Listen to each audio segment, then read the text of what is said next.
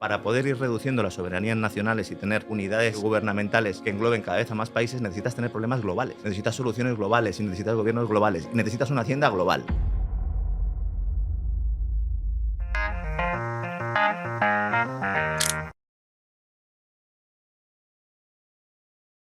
Hay una cosa que has dicho muchas veces y que lleváis hasta la saciedad, hasta tal punto de que el programa al que te dedicas semanalmente y que te documentas muchísimo, que se llama El Gran Reseteo, habla de esta agenda, ¿no? ¿Qué es esto del movimiento globalista? ¿Puedes explicarlo de manera sencilla Sí, para gente que no lo ha visto nunca y el que le puede movimiento, sorprender? el movimiento globalista es el intento, el afán por controlar la globalización. Ujú. Y hay mucha gente que confunde globalismo con globalización, sobre todo en el ámbito de la izquierda. Sí. Se considera que la globalización es el neoliberalismo desde la Ujú. izquierda y que por lo tanto el globalismo tiene que ver con esa globalización. Y esto es un error. La globalización es positiva para todos, es el libre intercambio de bienes y servicios, de personas, es el comercio, es el tú que tienes, que me puedes ofrecer, yo a ti qué te puedo dar, es la libertad, es crear unos marcos regulatorios institucionales, no marcados por los gobernantes, como decía Hayek, ¿no? O Sí. Martínez Meseguer en España, ¿no? Crear unas instituciones, el dinero, la ley, todo eso en virtud de pocas leyes, que todos seamos conscientes que la tenemos que cumplir, el derecho natural, te dirían algunos, libre intercambio de bienes y servicios, y eso al final lo que genera es prosperidad y sobre todo lo que genera es paz. Ese es el fenómeno globalizador. Ujú. Esto perjudica a todos aquellos que quieren eliminar competencia y que quieren tener situaciones de privilegios. Estos, que son los que podríamos denominar élites, para que nos entendamos, que serían gobernantes y directivos de multinacionales que necesitan el privilegio estatal para poder operar y tener cautivo al cliente barra contribuyente, tanto Ujú. como cliente como contribuyente, si quieres luego podemos explicar un poquito más esto, Sí. lo que hacen es intentar dirigir ese proceso globalizador. ¿Cómo? Poniéndole barreras. Crear diferentes áreas, enemigos ficticios, como sucede también en 1984, enemigos ficticios que además van cambiando, ¿no? Con una idea fundamental, acabar con las soberanías nacionales.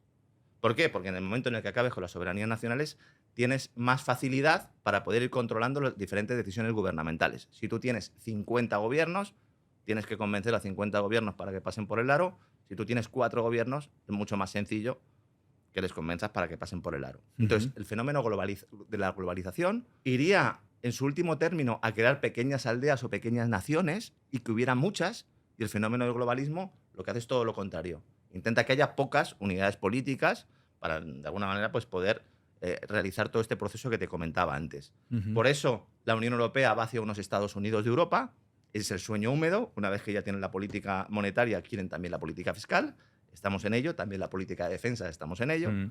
Estados Unidos intentó en su momento también aglutinar a lo que era todo Canadá y México, y si pensamos desde un punto de vista gubernamental, quitando a México, que tiene sus particularidades, Canadá y Estados Unidos en lo político cada vez caminan más en la misma medida, en el mismo área.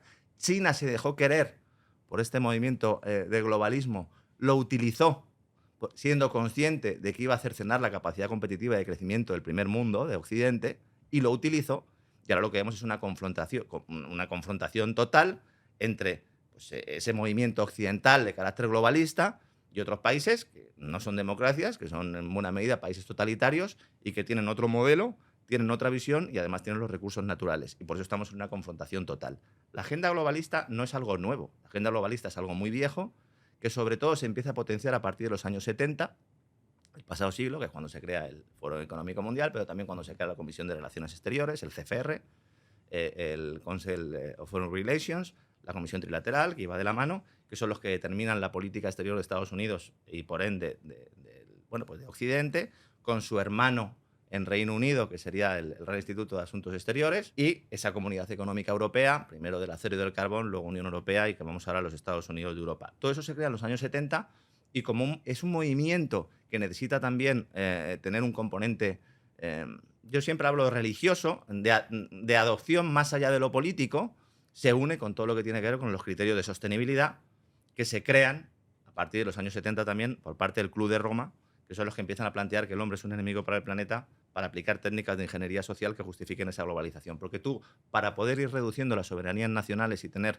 unidades gubernamentales que engloben cada vez a más países, necesitas tener problemas globales. Ujú. Es decir, si hay un problema que solo tiene España y que no lo tiene Francia, no es muy difícil que convenzas a Francia de que ceda su soberanía a una entidad superior que dirá, bueno, yo voy a atender los problemas de Francia, los problemas de Alemania en lugar de los de España, que es un poco lo que ha pasado en el caso de la Unión Europea. Pero si tú tienes problemas globales, necesitas soluciones globales y necesitas gobiernos globales y necesitas una hacienda global. Es a lo que vamos. O sea, el objetivo es una hacienda global que pueda recaudar a nivel global. Mucha gente piensa que el nuevo orden mundial, el gobierno mundial va en esta línea y no se trata de un solo gobierno. Se trata de varias unidades que trabajen, que se peleen de vez en cuando, porque evidentemente siempre van a tener objetivos distintos, pero que faciliten toda esa adopción. Y eso es un poco lo que es la agenda globalista, que hoy la vemos con una marca, que es la Agenda 2030, y que posteriormente a la pandemia, 3 meses después de la pandemia, se rebautizó en el Foro Económico Mundial como el gran reinicio, que en el fondo es como plantean en la novela El gato pardo, es cambiar todo para que todo siga siendo igual. Son conscientes estas élites que esos modelos son ineficientes, que llevan a una destrucción económica importante, una destrucción social importante, y entonces nos quieren convencer de que ellos mismos que han creado esos problemas también tienen las soluciones globales. El cambio climático es una solución, es un problema global, ¿no? Es un problema global, nos afecta a todos. Por eso también están obsesionados con el tema extraterrestre, ¿no? Que cuando menciono esto alguno se pone muy nervioso. En el sueño húmedo de esta gente es que pueda haber algún tipo de contacto, alguna civilización exterior, porque entonces ya no hay excusas para alguna amenaza global para unirnos, exactamente, ¿no? Entonces en el vídeo y con esto termino, famoso del Foro Económico Mundial de No tendrás nadie y serás feliz, ¿no? Que se ha hecho tan famoso, al final plantea que vamos a tener un contacto extraterrestre, ¿no? Entonces, problemas de hambre, problemas de cambio climático, problemas de guerra, son problemas globales, por lo tanto necesitas gobiernos globales. Ese es el germen o la justificación del globalismo. O sea que para ellos directamente lo mejor del mundo sería una lucha común que lo pueda unir y que ellas lo puedan gobernar. Bueno, eso es la emergencia climática es eso.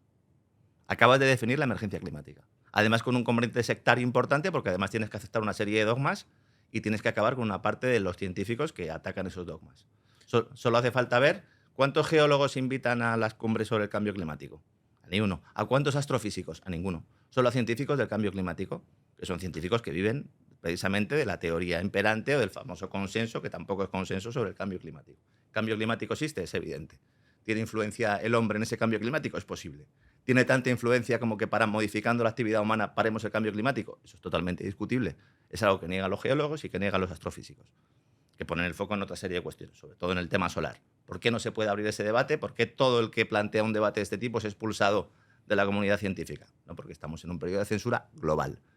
Y el globalismo va en esa línea. Es decir, si tú vives en Francia, vives en Italia, vives en Estados Unidos, o vives en Chile o en Argentina, y resulta que tus gobiernos adoptan todos las mismas decisiones, porque evidentemente la agenda se está marcando en otro sitio. Esto no quiere decir que haya unos señores en una mesa con unas luces tomando decisiones, ¿no? Como los malvados de las películas. No, lo que pasa es que es una cuestión de incentivos, ¿no? Como decía Buchanan. A mí me gusta mucho estudiar a Buchanan, la teoría de la elección pública, porque aplicar el análisis económico a todo esto yo creo que es importante. Si hay una serie de personas que tienen incentivos para que se produzca un determinado fin o para cumplir un determinado objetivo, ese objetivo se cumple. ¿Implica que ellos estén de acuerdo entre sí? No. Hay muchas peleas y de hecho lo estamos viendo. Y hay muchas luchas. No, yo quiero que se utilice el gas en la lucha contra el cambio climático porque es que yo tengo gas. No, yo quiero que se utilice la energía nuclear. Yo no quiero que se utilice ni la energía nuclear ni el gas porque no tengo y además no tengo posibilidad de conseguirlo con un tercero. Pero todos saben que quieren ir a ese proceso de descarbonización que es mentira. Pongo el ejemplo del cambio climático porque es el mejor y el establecido para crear ese problema global. La pandemia era también un problema global. Tú tienes una emergencia sanitaria en todo el planeta, evidentemente es un problema que nos afecta a todos. Por lo tanto, ¿qué hacemos? Pues preparamos un tratado de pandemia global y en ello está la Organización Mundial de la Salud. ¿Para qué? Para reducir capacidad de los estados para poder determinar qué acciones se toman cuando hay una pandemia. Eso es el globalismo. Por lo tanto, no es una teoría de la conspiración. Hace ya mucho tiempo que dejó de ser una teoría, es una realidad, pero es que tampoco es una conspiración, porque para que haya conspiración tiene que estar oculta. Y no está oculta. Todo lo que estoy diciendo yo es lo que tenemos en los periódicos todos los días. Que no se explique como lo estoy contando yo o que no se planteen algunas claves, esa es la historia, ¿no? Entonces, para eso necesitas acabar con las soberanías nacionales. Por eso yo soy tan partidario de las pequeñas comunidades, de que haya gobiernos a nivel municipal, de que haya pequeños colectivos. ¿Por qué? Porque al final tienes tus intereses más representados y ese es el mayor enemigo de los globalistas y por eso no lo quieren ni en pintura y por eso al final vemos como cada vez más organismos supranacionales, que no multilaterales, supranacionales, son los que tienen el protagonismo.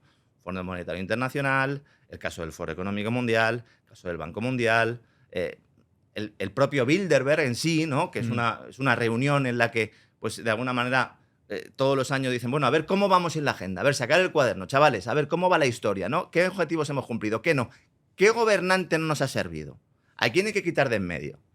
Y para ello, pues, y esto es un mensaje que entiendo que a algunos le puede resultar muy fuerte, para ello todos los gobernantes, todos los presidentes de gobierno tienen cadáveres en los armarios, todos los grandes directivos de los organismos supranacionales tienen cadáveres en los armarios para poder quitarlos de en medio cuando sea conveniente.